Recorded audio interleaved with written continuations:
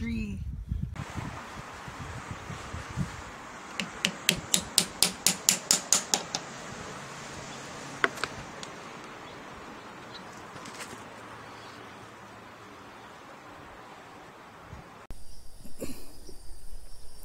So you just slowly pour your sap through this thin filter into another clean bucket.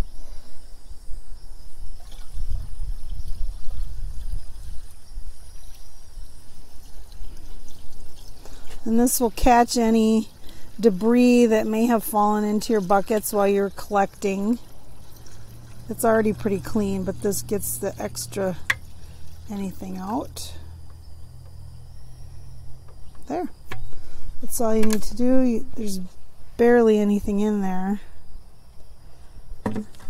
We'll lift the filter up so you can get that every last drop. There's just, you can see there's a tiny bit of debris in the filter, but not much. Then you just pour this bucket, see how clean it is, right into your boiling pan. Sap is about 98% water and 2% sugar. So our job as a sugar maker is to boil all of that water down. There are other ways to get rid of the water. Some people let it freeze. So if your temperatures cooperate with you and you could just leave your syrup or your sap in buckets at night and in the morning remove the chunks of ice, you do lose a little bit of sugar doing it this way, but it is a pretty efficient way to get rid of a lot of the water. More advanced ways of getting rid of water is reverse osmosis, which is a whole nother method that requires quite a bit of equipment, and even making it yourself would cost you probably about $300 to $500. Large operations use reverse osmosis because that effectively and quickly removes the water. But for a home backyard sugar maker, boiling it is just fine. We use propane because we don't have ready access to firewood. And I like this method for a couple reasons, because as a home hobbyist, I can't always finish my boil when I start it. So this gives me the option to turn my fire off and come back to it later. I don't recommend doing that all the time, but sometimes you just have to. I know these boils can go late into the night, so sometimes you run out of time or you have to run errands or whatever. So this method works really well for me.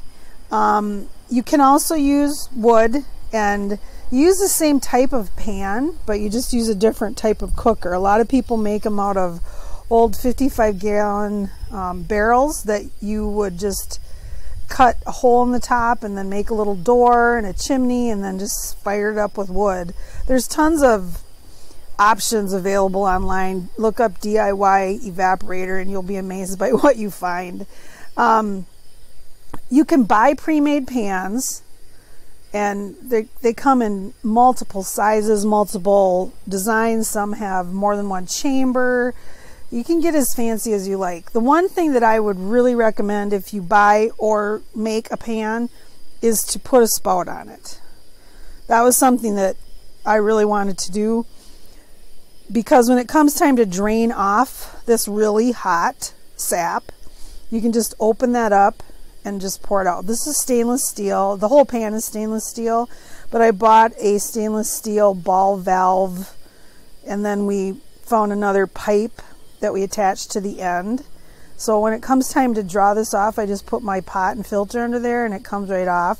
The way it's located on the pan is right in the lower corner, so I can get the majority of the sap out of there. So that's really it when it comes to cooking. The key is boiling. I turned this down a little bit. I usually try to keep this at a bigger, harder boil, but I wanted the steam to reduce so you could get a look at it. So then you just boil, boil, boil till it gets to 216 degrees. Then the next step will be to filter it. Oh, you can see my lovely windbreak back there.